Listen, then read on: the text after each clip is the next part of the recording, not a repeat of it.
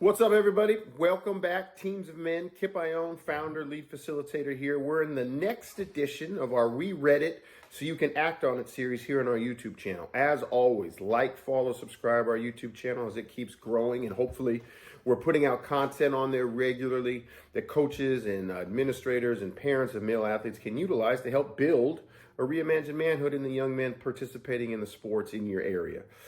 In this series, We Read It So You Can Act On It, we break down essential readings that we know are long form, and coaches probably don't have the bandwidth or the time to actually digest them. So we do it for you so you can guide your male athletes in the segments and the breakouts that we provide you based on the work. Today, we're exploring Catherine Carr's article, From Doom Scrolling to Sex, Being a Boy in 2024. And I picked this piece. Author Catherine Carr traveled across the UK, interviewing teenage boys in various settings, from youth clubs to schools to sports programs, to understand their experiences with topics like sex, consent, and digital life.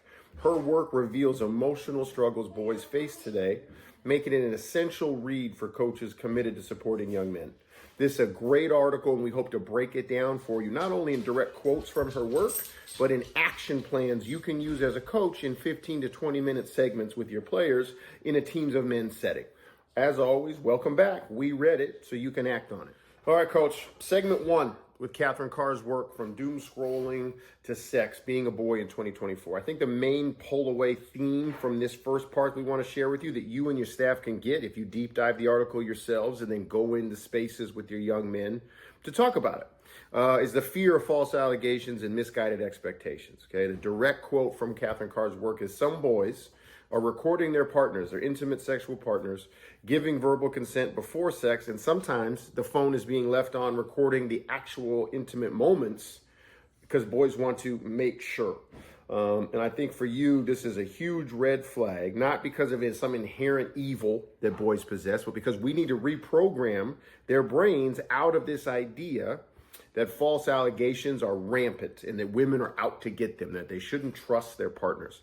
So our number one action plan for you is discuss the rarity of false accusations and emphasize healthy, reality-based approaches to intimacy. And I think this all goes back to what we've been talking about for a long time, is the man box mentality.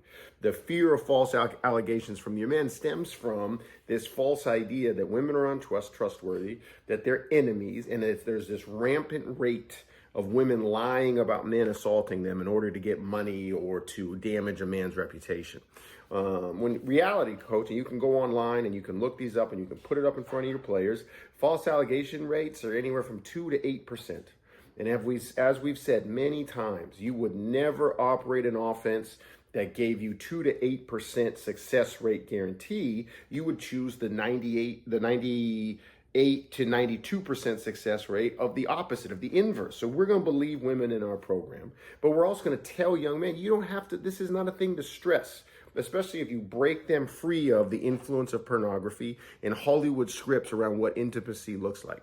You got to highlight for them how pornography portrays rough, aggressive sexual encounters that shape in their brains how they think these scripts with their partners are supposed to go, and it fuels anxiety and it fuels distrust in their real life encounters. You got to talk to them about the ethical ramifications of recording their partners without sex, even if it's in their brain. Well, I want to make sure I'm covered in case she falsely accuses me of something.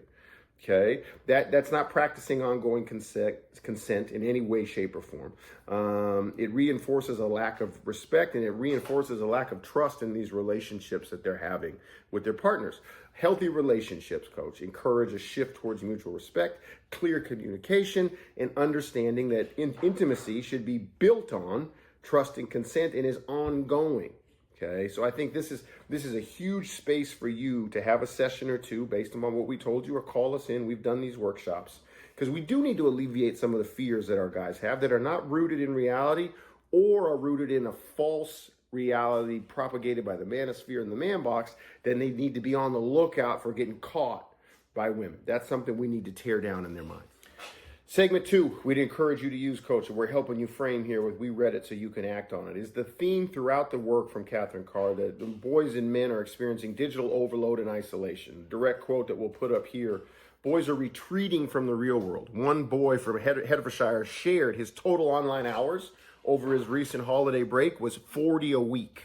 Okay, that's like having a full-time job online. Can't be possibly healthy to exist in a fantasy world instead of the real world. Our action plan encourages you to build strategies to reduce screen time by engaging in real life connections and examining and sharing what the team is actually doing online. You want to discuss what excessive screen time risks are. Those studies are out there. We can send them to you. You want to do an athlete time tracker with your guys. Like, hey guys, this week we're going to go on our Apple, our iPhones, on your Samsungs, whatever it is. We're going to track your screen time. Let's put it up over the course of 3 weeks. Let's just track our screen time and share it with each other. And then we'll get an average of what we're doing online. How long are we online? Then as a group, we can decide with what we know, with what we've learned in our sessions about healthy levels of screen time. Because once again, Teams of Men, we don't exist in this false reality where kids will never be on the phone. I'm on the phone. You're on the phone. But what are, based on research and scientific studies, what's the healthy amount of time? Here's from our tracker as a team where our team exists. What do we think as a group? How can we get that number halved? Doesn't mean we're going to solve it and get all the way to the optimal number of time, but how can we make a game plan, just like we would for our next opponent on the field of competition? How can we make a game plan rooted in the reality of our screen time as a group to reduce it? And that's 3 sessions right there, coach, that you can do, and we can help you frame. Finally, a major theme from the work from Catherine Carr and the Observer: emotional vulnerability and masculinity, and how those two can coexist, and boys' false beliefs that they can't. Major themes throughout her discussions with young men in her work. Direct quote that we'll show here: men have off days. We can't always be on like that. We are fragile. We can be fragile. And I feel like some women need to understand that. Here's the action plan based upon this theme and this quote. You got to facilitate one session at least, if not multiple, where athletes openly share what they think vulnerability means, where they can develop a team action plan for fostering courage to actually show vulnerability. Because remember, coach, it's one thing to say we're going to be vulnerable. But if you as a coach are not modeling it, if your staff is not modeling it, if the leaders on your team are not modeling it and aren't capable of modeling it because you can't even define it, then you're not going to get actual vulnerability. Remember, transparency is sharing things that you know accurately happened. That's transparency. Vulnerability requires transparency plus trust, because you're going to share something accurately that if somebody knows about it, they can hurt you with that knowledge. That's what real vulnerability is. So we got to normalize what that looks like, whether that's personal examples that you share, team can share, and it can be from low stakes situations, like when you're in a game, right? Let's start there before you get into your real life as a person. You want to create support systems. Do you have a buddy system? Do you have a senior with a freshman? Do you have just in your position groups, if you're a football coach, basketball coach, do we have a person in here where we do once a week debrief? How are you, man? And we just go off on the side. We don't have to share it with the team. We just go off in one corner of the gym or the field, and we all have our vulnerability accountability coach. We want to redefine in our programs that strength is in being vulnerable. Strength is in connecting and sharing our vulnerabilities to find answers and process them together. And I think those are all action steps you got to calendar. You have to put this plan. Our vulnerability plan has to be, here's the 3 or 4 spaces we're going to always have it in this month. Here's how it's going to look: partner system, team group. It's one side of the ball. It's going to be in a text format. It's going to be face-to-face.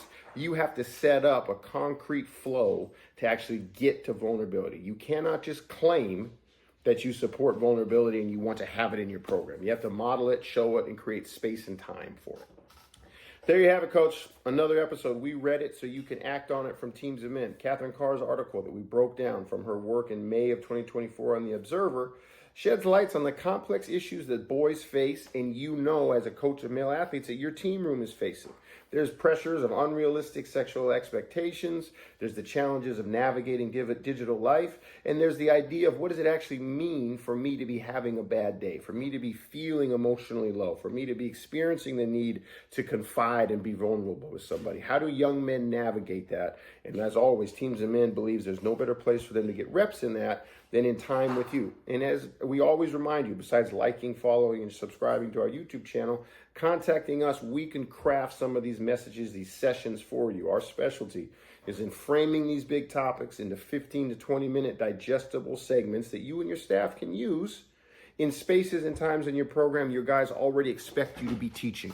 Pre-film, pre-practice, post-practice, all those times that they already are in a space to use their ears to listen to you, we're going to give you curriculum you can use on stuff that matters on top of striving for athletic excellence. Teams of Men.